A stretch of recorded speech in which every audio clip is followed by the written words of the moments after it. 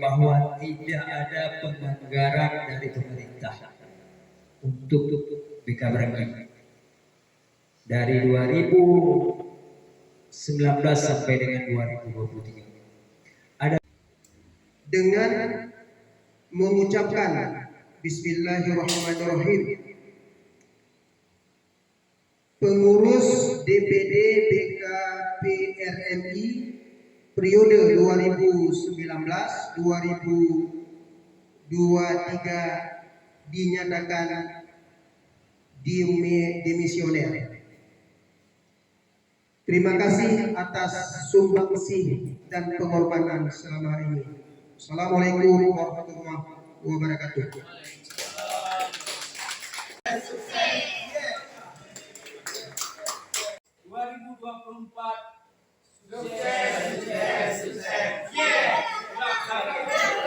Musda DPD BKPRMI Kota.